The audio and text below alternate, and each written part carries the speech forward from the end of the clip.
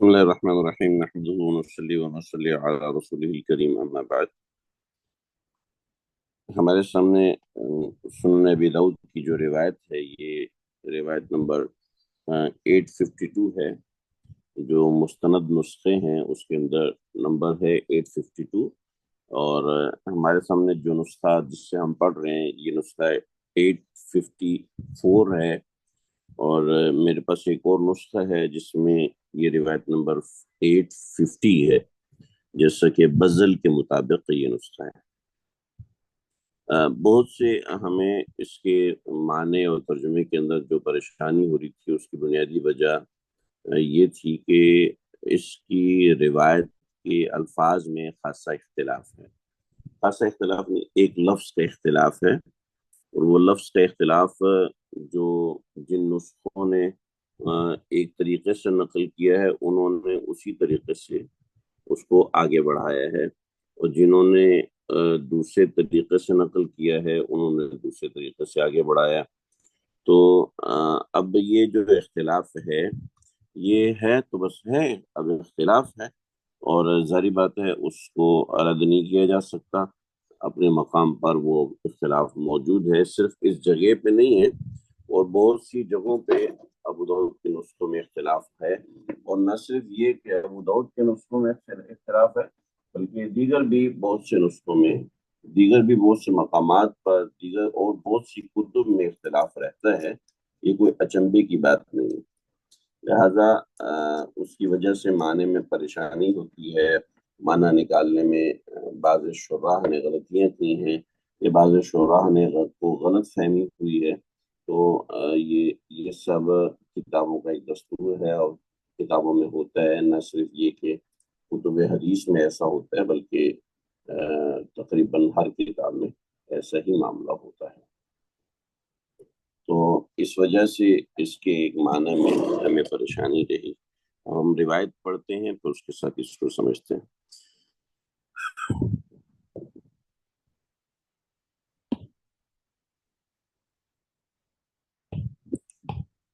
وبسند المتصل منا إلى إمام أبي داود رحمه الله تعالى قال حدثنا مسدد وأبو كامل دخل حديث أحدهما في الآخر، دونوں نے اپنی حدیث کو دوسروں میں داخل کیا ہے۔ ان دونوں کی حدیث معنی کے اعتبار سے ایک ہی ہے، اور وہ کیا ہے؟ وہ یہ ہے، قالا، یہ دونوں فرماتے ہیں، ابو کامل اور مسدد فرماتے ہیں قالا حدثنا ابو عوانة عن هلال بن ابي حميد عن عبد الرحمن بن ابي ليلى عن البراء بن عازب قال رمقت محمد صلی اللہ علیہ وسلم۔ یہ مسدد کی روایت کے الفاظ ہیں رمقت محمد، وقال ابو کامل، اور ابو کامل کے الفاظ ہیں رمقت رسول اللہ صلی اللہ علیہ وسلم۔ ٹھیک ہے، آگے فی الصلاۃ کے بعد دونوں جمع ہیں۔ فی الصلاۃ فوجدت قیامہ کرکعتہ وسجدتہ واعتدالہ فی رکعتہ کسجدتہ وجلسته بین السجدتین وسجدتہ ما بین التسلیم والانصراف قریبا من السواء۔ پھر قال ابو داؤد واعتدالہ، دیکھیں واعتدالہ بین رکعتین، یہاں پہ قال ابو داؤد کے اندر اس نسخے کے اندر تھوڑی سی غلطی ہے، بقیہ جو اصل روایت ہے اس میں، یعنی اس میں کاتب کی غلطی ہے، بقیہ جو اصل روایت میں غلطی کی گئی ہے وہ غلطی یہاں پر ہے۔ وسجدتہ ما بین التسلیم والانصراف قریبا من السواء، وسجدتہ ما بین التسلیم والانصراف۔ اس کے اندر ایک تھوڑی سی بات سمجھ لیں غلطی کو سمجھنے کے لیے، تاکہ بات واضح ہو جائے۔ فوجدت قیامہ، فتح کے ساتھ ہے، قیامہ کرکعتہ وسجدتہ، یہ ایک بات ہے، قیامہ کرکعتہ وسجدتہ، قیام is equal to رکوع پلس سجدہ، رکوع پلس سجدہ 3 منٹ لگتے تھے تو قیام میں بھی 3 منٹ ہے۔ ٹھیک ہے جی، یہ پہلی چیز ہے، قیامہ رکعته وسجدته. ٹھیک ہے جی. اس کے بعد اگلی بات واعتدال له پھر رکعته كسجدته. یہ میں فتح کے اوپر جو زور دے رہا ہوں اس کی بنیادی وجہ ہے تاکہ آپ کو سمجھ میں آ جائے، جو ہمارے ساتھی مدرسہ پڑھے ہوئے ہیں ان کو سمجھ میں آئے کہ عطف کا معاملہ ہوتا ہے، عطف کی وجہ سے جملہ بنتا ہے. وَاعْتَدَى لَهُ فِي رَكْعَتِهِ كَسَجْدَتِهِ. وَاعْتَدَى لَهُ، اعتدال کا مطلب ہے قوما. ٹھیک ہے.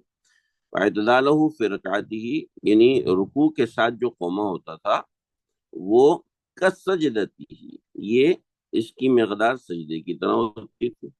قومے کی مقدار سجدے کی طرح ہوتی تھی. ٹھیک ہے جی.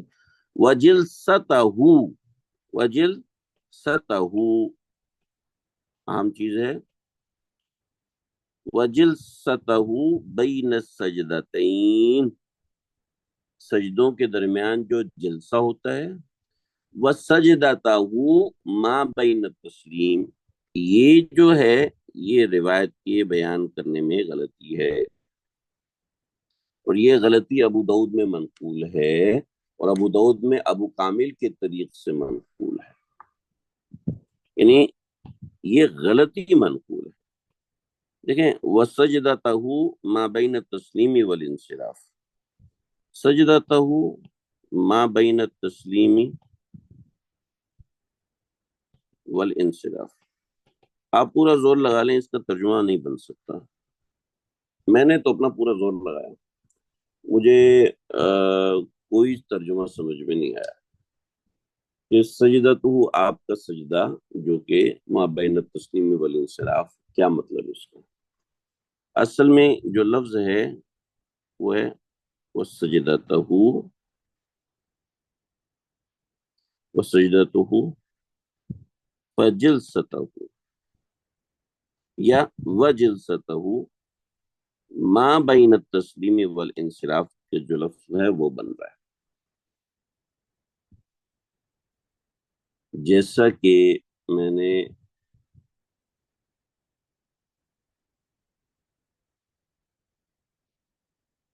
یہاں پر بنایا ہے.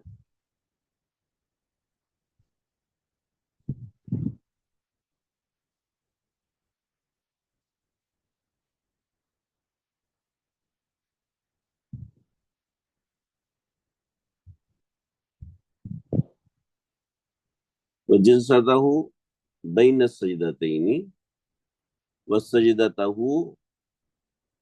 جلستہ.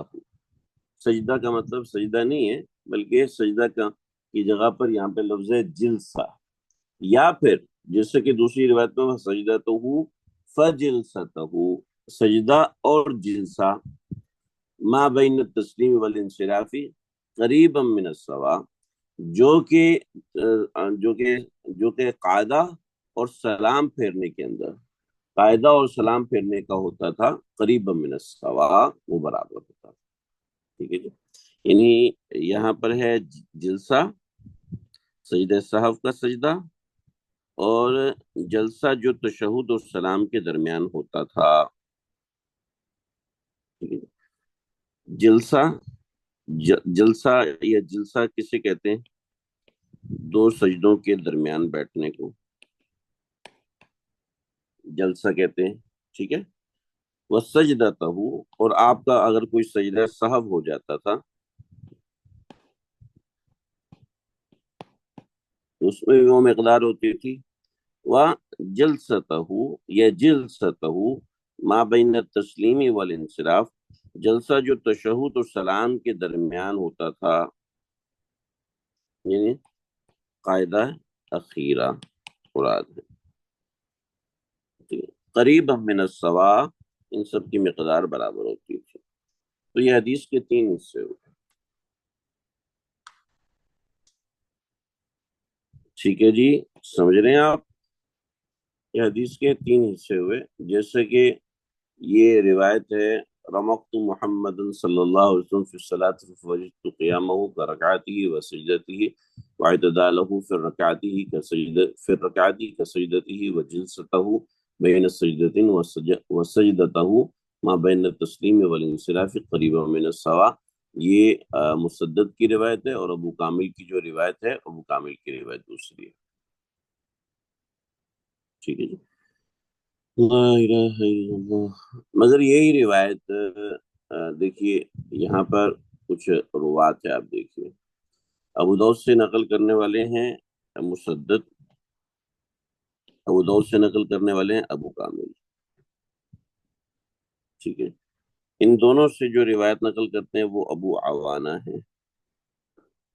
یہ دونوں جو روایت نقل کرتے ہیں یہ ابو عوانہ سے روایت نقل کرتے ہیں. ٹھیک ہے جی.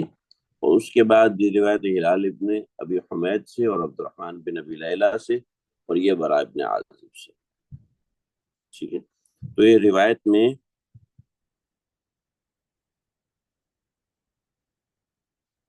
چار اسٹیجز ہو گئے.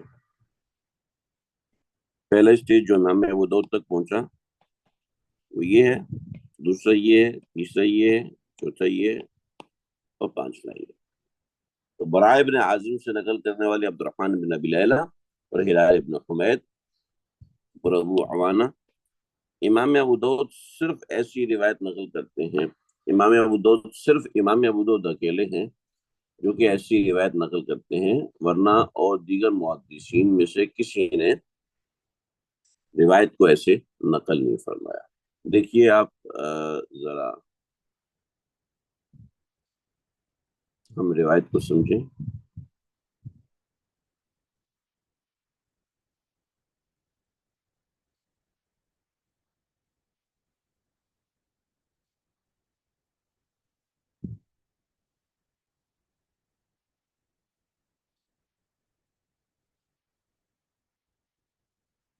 یہ ہمارے سامنے روایت کھلی ہوئی ہے.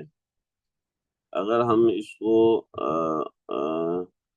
کو, کو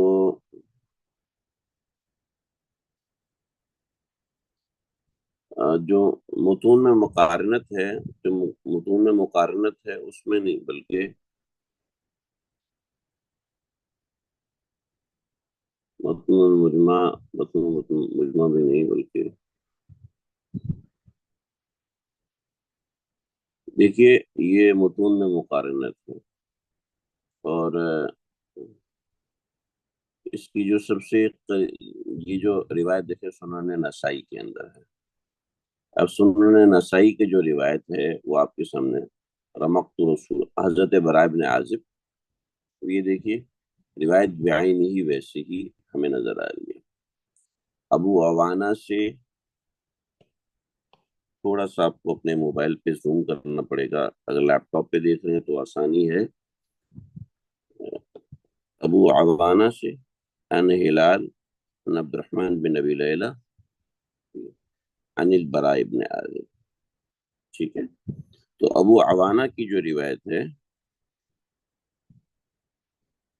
جی محض ابو داؤد تک جو روایت پہنچی ہے اس کے اندر یہ آپ دیکھیے جو روایت ہے مسدد اور ابو کامل. ٹھیک ہے. داخل احدہما فی الاخر وقال، ان دونوں نے کہا کہ حدثنا ابو عوانہ، یہاں پہ حدثنا ابو عوانہ، ابو عوانہ یہاں پہ ابو عوانہ ان ہلال ان ہلال. ٹھیک ہے. اور ان عبد الرحمن بن ابی لیلہ ان عبد الرحمن بن ابی لیلہ ان البراء بن عازب ان البراء بن عازب. ٹھیک ہے. تو یہ ساری بات ہو گئی. اب یہ دیکھیے میں بلکہ اس کے اوپر ابو عوانہ دو تین اور چار، یہ چار نمبر تک لگا رہا ہوں. اب آگے روایت میں اختلاف ہے، جو نقل کرنے والے مسدد اور ابو کامل کا اختلاف ہے. جبکہ سنن نسائی کی جو روایت ہے عمر بن عون اور اور احمد بن سلیمان ان سے نقل کرتے ہیں کہ رمقت رسول اللہ صلی اللہ علیہ وسلم فی صلاتی فوجدت قیامہ ورکعته وعدلالہ بعد الرکعت فسجدته فجلسته بین السجدتین فسجدته فجلسته بین التسلیم والانصراف. آپ دیکھیں گے کہ اوپر کی روایت میں بھی اختلاف ہے اور ان الفاظ میں بھی اختلاف ہے. اس کے سب سے قریب ترین جو روایت ہے اب یہ مقارنت متون کی روایات ہیں جو کہ الگ ہیں، لیکن جو اس کی قریب ترین روایت ہے وہ قریب ترین روایت جو ہے وہ مسلم شریف کی ہے، ٹھیک ہے۔ مسلم شریف کی روایت ہے، اب یہ دیکھیے مسلم شریف کی روایت کے اندر ابو عوانہ، یہ روایت ایسے ہی ہے جو قریب ترین روایت ہے، اور اس کے اندر یہ روایت حامد بن عمر البقراوی، ابو کامل فضیل بن حسین الجحدری، یہ دونوں شاگرد ہیں، ٹھیک ہے، یہ دونوں شاگرد ہیں ابو عوانہ کی، ٹھیک ہے۔ اور ابو عوانہ جو ہے پھر آگے روایت نقل کرتے ہیں، تو یہ دونوں جو شاگرد ہیں حامد، ٹھیک ہے، اور ابو کامل، ٹھیک ہے، حامد اور ابو کامل۔ اب امام ابو داؤد نے اوپر کی روایت میں ابو کامل کی روایت میں جو الفاظ نقل کیے ہیں وہ یہ قال ابو کامل، ابو کامل کی جو روایت ہے وہ کیا ہے، وہ یہ ہے۔ اچھا، یہاں جو روایت نقل ہو رہی ہے وہ کہتے ہیں قال حامد، حامد کی جو روایت ہے وہ یہ ہے کہ رمقت الصلاۃ مع محمد صلی اللہ علیہ وسلم، میں نے غور سے دیکھی نماز جو کہ میں نے نبی علیہ الصلوۃ والسلام کے ساتھ پڑھی، فوجدت قیامہ فرکعتہ فاعتدالہ بعد رکوعہ وسجدتہ فجلستہ بین السجدتین فسجدتہ فجلستہ ما بین التسلیم والانصراف قریب من السواء، یہ قریب ترین روایت ہے، ٹھیک ہے۔ اور اس روایت کے اندر آپ یہ دیکھیے کہ کیا چیز ہے۔ اچھا، اس میں تھوڑی سی آپ کو کنفیوژن ہو رہی ہوگی، وہ میں کنفیوژن آپ کو سمجھاتا ہوں۔ میں فی الحال اس جملے کو حل کرنے کی کوشش کر رہا ہوں کہ یہ جو جملہ ہے کہ وسجدتہما بین التسلیم والانصراف، یہ جو جملہ ہے یہ دیگر روات نے اس کو اس طرح نقل نہیں فرمایا کہ آپ یہ دیکھیے فسجدتہ فجلستہ ما بین التسلیم والانصراف قریب من السواء، کہ اس سے وہ تیسرا جز مراد ہے۔ تیسرا جز کیا ہے؟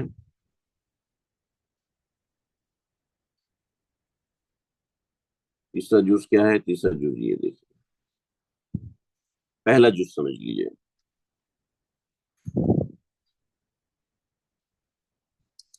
پہلا جز یہ ہے کہ فوجدت قیامہ کرکعتی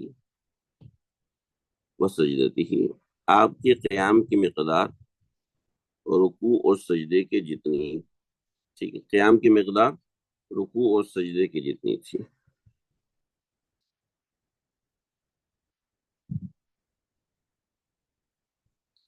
ٹھیک ہے جی۔ پہلا فوجدت قیامہ کرکعتی وسجدتہ، اب یہ ایک روایت ہے، ٹھیک ہے، فوجدت قیامہ کرکعتی وسجدتہ، آپ کا قیام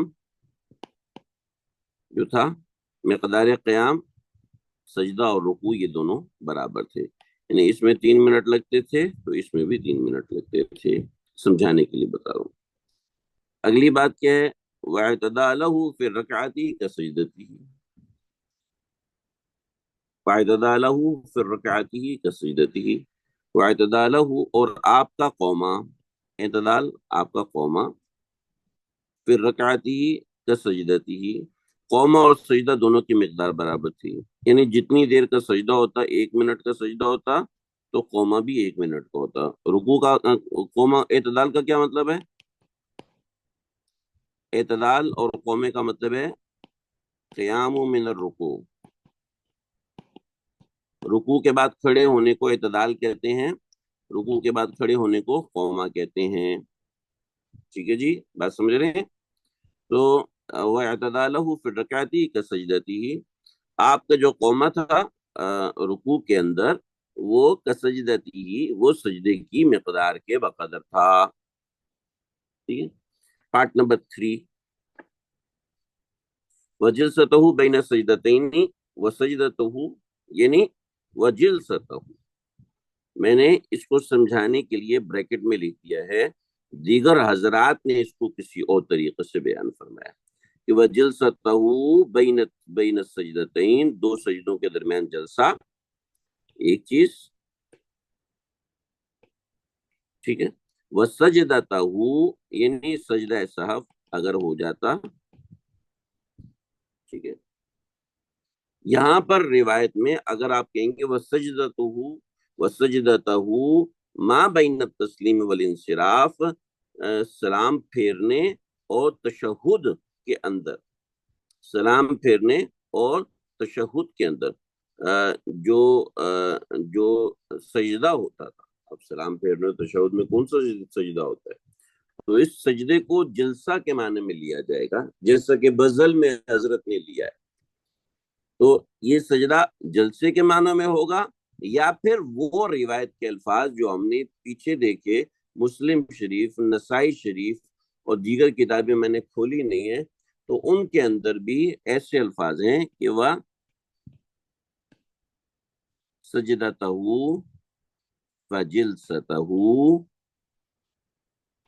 ٹھیک ہے، ما بین التسلیم، جلسہ جو کہ ما بین التسلیم والانصراف تھا، ٹھیک ہے، اصل تو ہونا چاہیے تھا ما بین التسلیم والتشہد، اصل یہ ہونا چاہیے تھا، مگر تشہد کو انصراف بھی کہہ دیتے ہیں بعض دفعہ۔ تو ما بین التسلیم والانصراف جو کہ سلام پھیرنے اور تشہد کے درمیان ہوتا تھا، قریبا من السوا، یہ سارے کے سارے برابر ہوتے تھے۔ کیا مطلب ہوا؟ مطلب یہ ہوا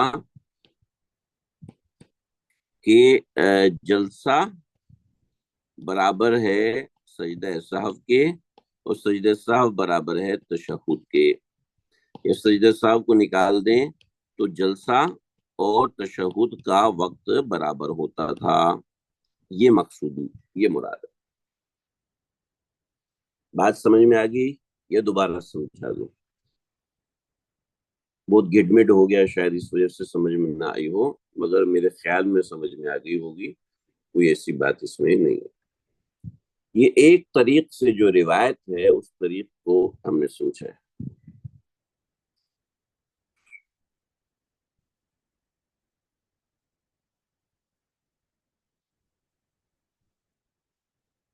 ٹھیک ہے، جزاک اللہ خیر۔ اب دوسرا طریق دیکھیے،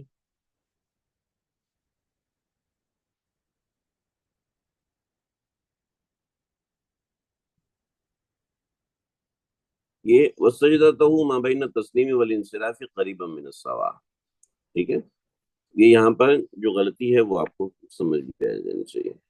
قال ابو داؤد، امام ابو داؤد فرماتے ہیں، اصل میں یہ امام ابو داؤد جو فرماتے ہیں یہ ایسے بات نہیں ہے، بلکہ قال ابو داؤد کے بعد اس نسخے میں کاتب کی غلطی ہے، قال مسدد، قال ابو داؤد کے بعد آپ ایک جملہ اضافہ کریں، قال مسدد، اوپر کی روایت ابو کامل کی ہے۔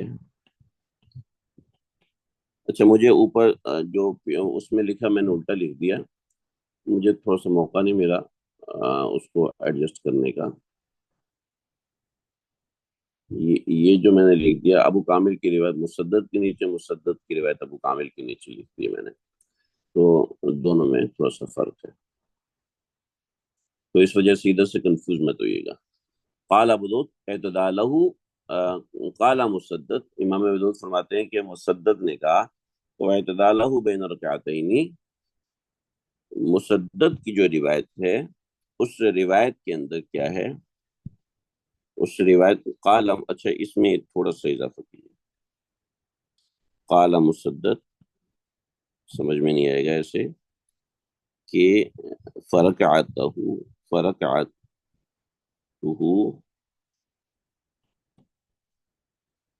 فرکعتہ واعتدالہ، فرکعتہ واعتدالہ ما بین رکعتین، ما بین رکعتین پہلی چیز، فرکعتہ واعتدالہ ما بین رکعتین، آپ کا رکوع اور آپ کا رکوع سے اٹھنا جو دو رکعتوں کے درمیان ہوتا تھا، ایک بات، فسجدتہ فجلستہ، آپ کا سجدہ کرنا، چاہے وہ کوئی بھی سجدہ ہو یا سجدہ سہو ہو، فجلستہ بین التسلیم والانصراف، اور تشہد میں بیٹھنا سلام تک، یہ سب کے سب، ان سب کا قریب من السوا، ان سب میں برابر کا وقت ہوتا تھا. یعنی اس میں 3 منٹ لگتے تھے تو اس میں 3 منٹ لگتے تھے تو اس میں بھی 3 منٹ لگتے تھے. ٹھیک ہے جی، دونوں باتیں سمجھ میں آ گئی. سارے پارٹس ایک ساتھ اسکرین پر لے آئیں. ہاں ٹھیک ہے، میں لے کے آتا ہوں. ابھی ہمارے سامنے اسکرین پر ہے، چونکہ اس نسخے میں ہمارے پاس غلطی ہے تو اس وجہ سے وہ کر نہیں پا رہے. یہ دیکھیے یہاں پر جو معاملات ہیں وہ یہ کہ دو الگ الگ باتیں امام ابو داؤد نے نقل کی ہیں. قال ابو کامل فرماتے ہیں کیا ہے، رمقت محمد صلی اللہ علیہ وسلم وابو کامل رسول اللہ صلی اللہ علیہ وسلم وجدت قیامه كركعته وسجدته واعتداله في ركعته كسجدته وجلسته بين السجدتين وسجدته ما بين التسليم والانصراف قريب من السواء. قال ابو داود قال مسدد فركعته واعتداله بين الركعتين فجلسته بين السجدتين فجلسته ما بين التسلیم والانصراف قریبا من السواء. یا مسدد کی روایت میں اعراب کے اعتبار سے فرکعتہ بھی ہو سکتا ہے، فرکعتہ بھی ہو سکتا ہے. میں جو پہلے پڑھ رہا تھا فرکعتہ، وہ پہلی روایت کے اعتبار سے پڑھ رہا تھا.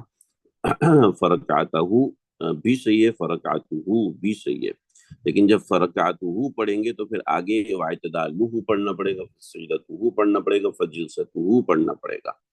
ٹھیک ہے، تو وہ سب کا عطف اس مرفوع کے اوپر ہوگا، یا پھر عطف منصوب پہ ہوگا تو سب منصوب پڑھا جائے گا. تو یہ آپ کے سامنے اب یہ بات سمجھ میں آ گئی. جب یہ بات آپ کو سمجھ میں آ گئی تو اب ذرا سمجھیے.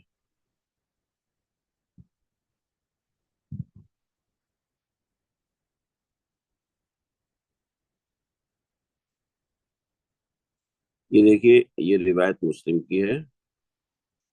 ٹھیک ہے، آپ اس روایت کو سمجھیں گے تو اس میں ہمیں کوئی کنفیوژن نہیں رہے گی کہ رمقت الصلاة مع محمد صلی اللہ علیہ وسلم فوجدت قیامه فركعته فاعتداله بعد ركوعه فسجدته فجلسته بين السجدتين فسجدته فجلسته ما بين التسلیم والانصراف. ان سب کے بارے میں بتایا کہ ان سب کے بارے میں کیا حکم ہے، قریبا من السواء، یہ سب کے سب برابر ہے. تو دونوں روایتوں کا فرق سمجھ میں آ گیا. ہو سکتا ہے آپ کے علم میں کوئی الگ سے اضافہ نہ ہو رہا ہو، مگر بہت بنیادی حدیث کے اندر جو فرق ہے، محدثین نے ایسا نہیں کیا کہ اس فرق کو اپنی ذات تک محدود رکھا ہو، اس فرق کو اپنی ہی حد تک رکھا ہو، بلکہ جہاں فرق ان کے سامنے آیا اس فرق کو انہوں نے سمجھایا. یہ مسلم کی روایت میں جو بات تھی وہ سمجھ میں آ گئی کہ مسلم کی روایت میں کیا فرق ہے اور ابو داؤد کی روایت میں کیا فرق ہے. اور ابو داؤد کے اندر بھی جو فرق ہے وہ ابو کامل کی روایت کا فرق ہے، جبکہ یہاں پر جو روایت ہے وہ جو ذکر کی وہ ابو کامل کی روایت کو بھی ساتھ ملایا ہے. بات سمجھ میں آ گئی. میں نے چونکہ سنن نسائی کی عبارت بھی آپ کے سامنے رکھی تھی، تو سنن نسائی کی عبارت کے اندر یہ کتاب الصحف کے اندر ہے. دیکھیے کتاب الصحف کے اندر ہے بابو جلست الامامی بین التسلیم والانصراف. ٹھیک ہے، جلست الامامی بین التسلیم والانصراف کے حوالے سے روایت ہے، اور اس میں بھی روایت آپ دیکھیے کہ یہاں نہ ابو کامل ہے اور نہ مسدد ہے. رمقت رسول اللہ صلی اللہ علیہ وسلم فی صلاتی فوجدت قیامہ ورکعتہ واعتدالہ بعد الرکعۃ فسجدته فجلسته بین السجدتین فسجدته فجلسته بین التسلیم والانصراف قریبا من السواء. سمجھ میں آ رہی ہے بات؟ کوئی کنفیوژن ہو یا سارا گڑبڑ ہو رہا ہے وہ بھی بتا دیں، انشاءاللہ ہم اس کو بھی دیکھ لیں گے.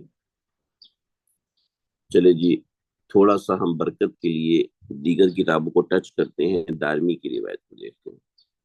بابو کم قدر ما کان یمکث النبی صلی اللہ علیہ وسلم ما کان یمکث النبی صلی اللہ علیہ وسلم بعد ما یرفع رأسہ.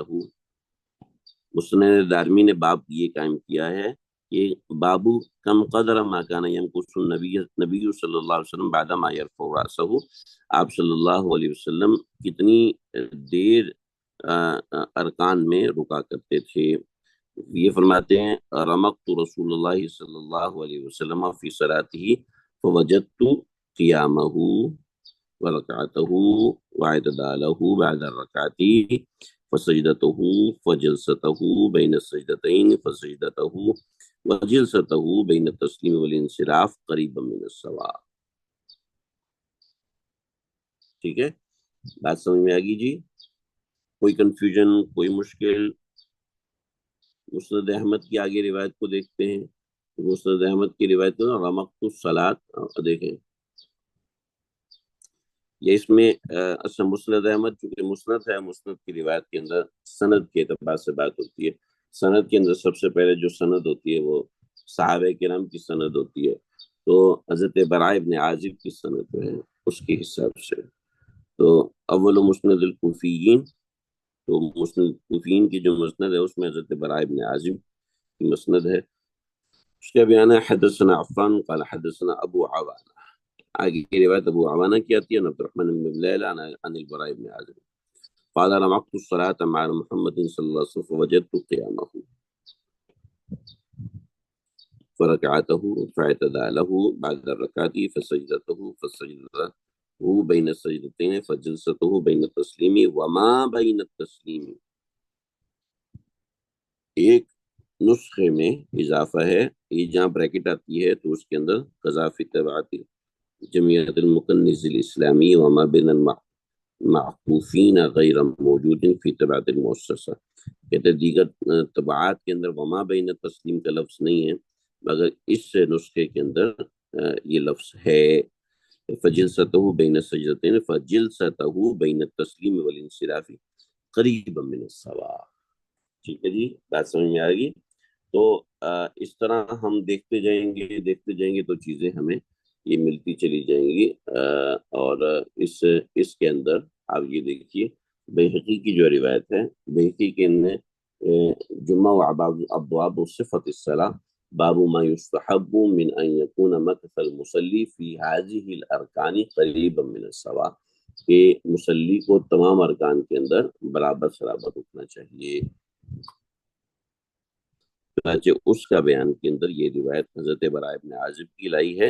اور یہاں دیکھیے انبأنا مسدد قال حدثنا ابو عوانہ عن ہلال بن ابی حمید عن عبد الرحمن بن ابی لیلہ عن البراء بن عازب رضی اللہ تعالیٰ عنہ. آگے سند مسدد سے لے کر آئے، ٹھیک ہے.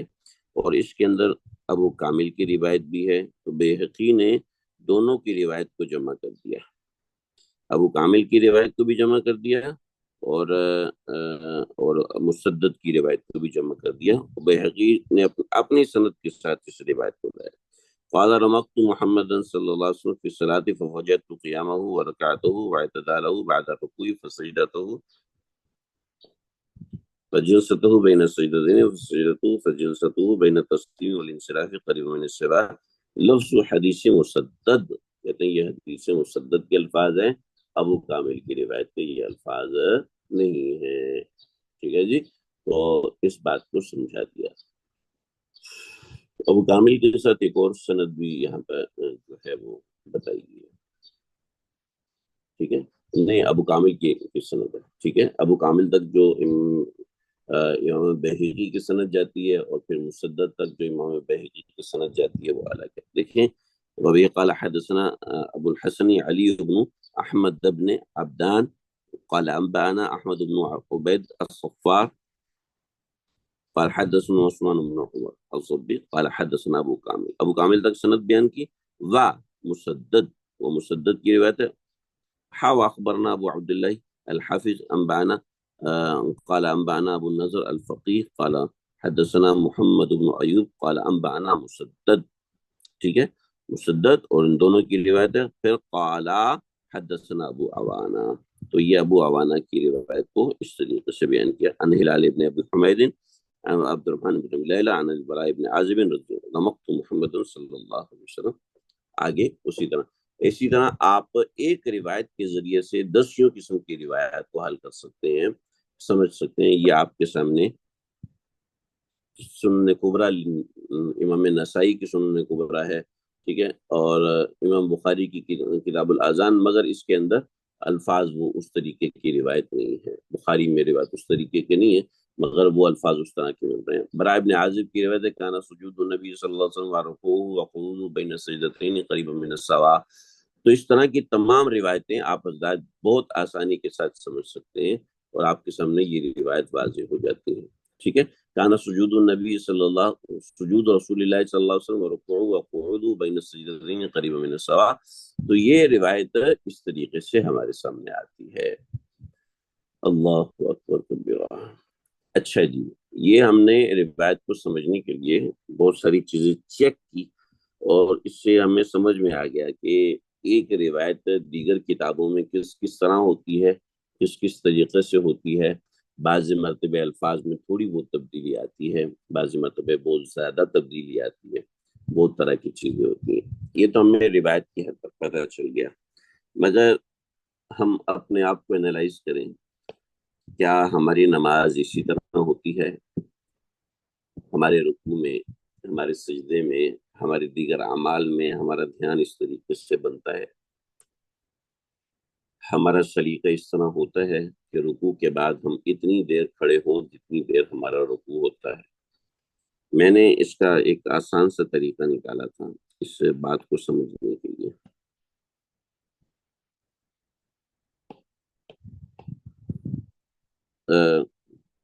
یہ تو صحابی نے بیٹھ کے آپ صلی اللہ علیہ وسلم کی نماز کا اندازہ لگایا، حضرت براء ابن عازب رضی اللہ تعالیٰ عنہ. ٹھیک ہے، حضرت براء ابن عازب نے اندازہ لگایا آپ صلی اللہ علیہ وسلم کی روایت کی نماز کا، اور آپ کے تمام ارکان کے حوالے سے کہا کہ رکوع، قوما، سجدہ، جلسہ یعنی قاعدہ، اور اگر سجدہ سہو پیش آتا تھا، سب کو میں نے الگ کیا. سب کا وقت قریباً من السوا تقریباً برابر ہوتا تھا، سب کا وقت تقریباً برابر ہوتا تھا. یعنی صحابی نے آپ کی نماز کا یہ اندازہ لگایا. ٹھیک ہے، اور ایک اور روایت کے مطابق اگر دیکھا جائے تو قیام بھی اس میں شامل ہے. مطلب کیا ہوا؟ مطلب وہی جو ہم نے پچھلے سبق میں روایت کو نقل کیا تھا، سمجھا تھا کہ جتنی دیر کا قیام اتنی دیر کا رکوع، اتنی دیر کا قوما، اتنی دیر کا سجدہ، اتنی دیر کا جلسہ، اتنی دیر کا قاعدہ، پھر اتنی دیر کا اگر سجدہ سہو ہوا ہے تو اتنی ہی دیر کا. یعنی اگر قیام 3 منٹ کا ہے تو رکوع بھی آپ کا 3 منٹ کا، قوما بھی 3 منٹ کا، سجدہ بھی 3 منٹ کا، جلسہ بھی 3 منٹ کا، قاعدہ بھی 3 منٹ کا، اور سجدہ بھی 3 منٹ کا. اگر چھوٹی سی بات سمجھ میں آتی ہے کہ بعض روایتوں میں قیام کا ذکر نہیں آتا. ٹھیک ہے، جب قیام کا ذکر نہیں آتا تو اصل اسٹینڈرڈ ہے، جن روایت میں قیام کا ذکر آتا ہے تو اس میں یہ تھا کہ قیام جو تھا وہ اتنا تھا.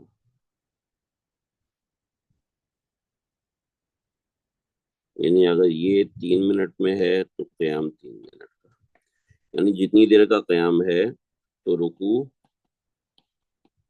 قوما اور سجدہ، یہ جو اوقات ہیں وہ قیام کے بقدر ہوتے تھے. تو ہم اپنی نماز اس طرح پڑھنے کی کبھی کوشش کریں. میں اپنے آپ سے بھی کہتا ہوں اور آپ حضرات سے بھی درخواست کرتا ہوں، جیسا امام احمد بن حنبل کی مجلس میں بشر حافی آتے تھے، حدیث کی مجلس ہوتی تھی، جب حدیث کی مجلس مکمل ہوتی تو فرماتے تھے ادو زکات الحدیث ایھا الشباب المسلمین، ادو زکات الحدیث، زکات حدیث کی زکات ادا کرو۔ کسی نے ایک دفعہ پوچھا کہ حدیث کی زکات کا کیا مطلب ہے؟ زکات جو ہے وہ 40واں حصہ ہوتی ہے،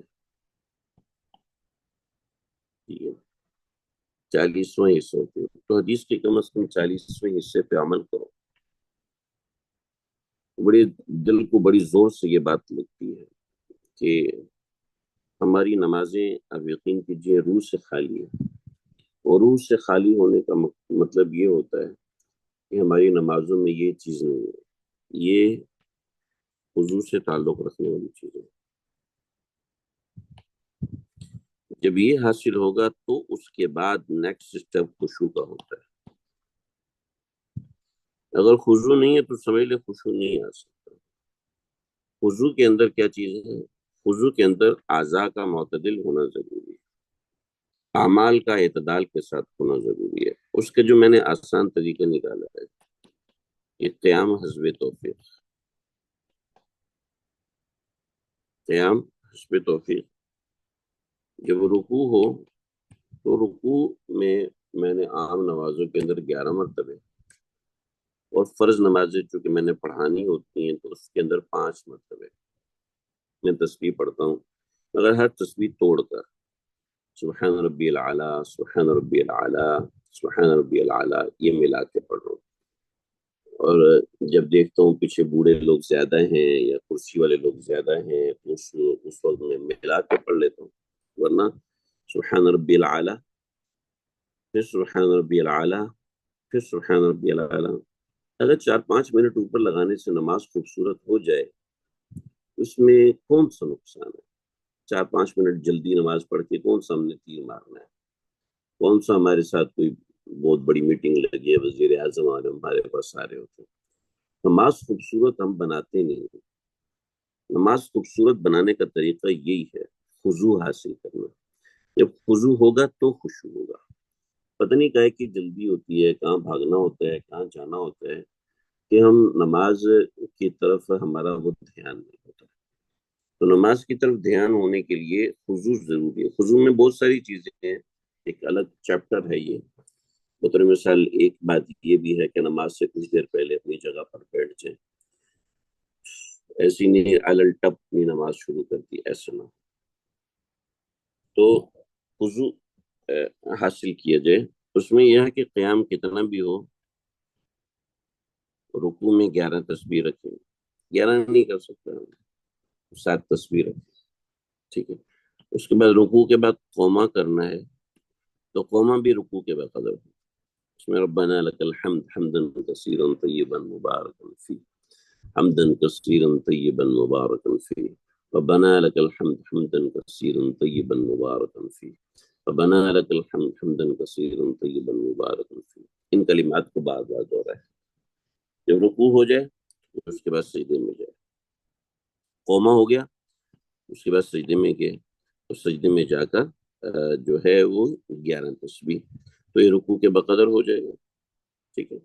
جب 11 تسبیح پڑھے گا تو پھر سجدے سے اٹھے گا تو جلسہ کرے گا، تو جلسے کی جو دعا ہم نے پیچھے پڑھی، اللہم اغفر لی، اللہم اغفر لی، یا پھر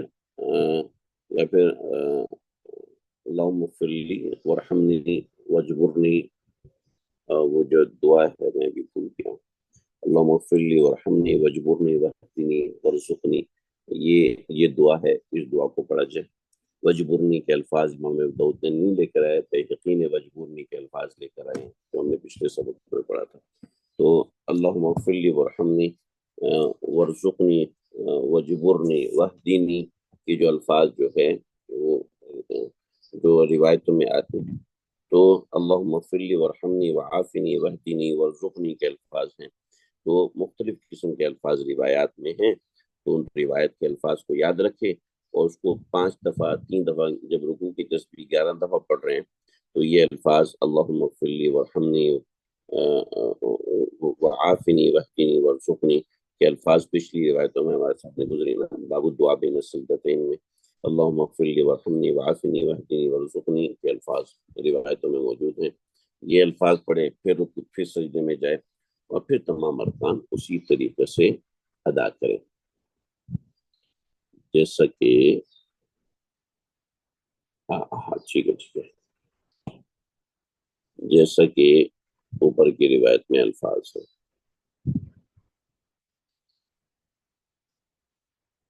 اللہم اغفر لی وارحمنی وعافنی واہدنی وارزقنی کے الفاظ یہ روایت ہے. ٹھیک ہے جی. تو اس طریقے سے کوشش کریں گے نبی اس طرح نماز ادا کرنے کی جس طرح روایت میں آیا کہ نبی علیہ الصلوۃ والسلام اس طرح نماز پڑھا کرتے تھے. محض پڑھنے کے لیے نہ ہو بلکہ عمل کرنے کے لیے کوشش کریں گے جی انشاءاللہ.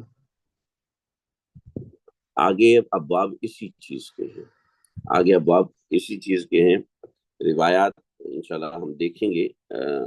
آج کا سبق ویسے ہی کچھ طویل ہو گیا ہے، ہم اس کو یہیں تک رکھیں گے، لیکن تھوڑی سی روایت ہم آگے دیکھ لیں تاکہ، کیونکہ اگلا باب تھوڑا سا طویل ہے اور میں نے اس کی تیاری تو کر لی تھی. کوشش کریں گے انشاءاللہ ہم کل پڑھیں.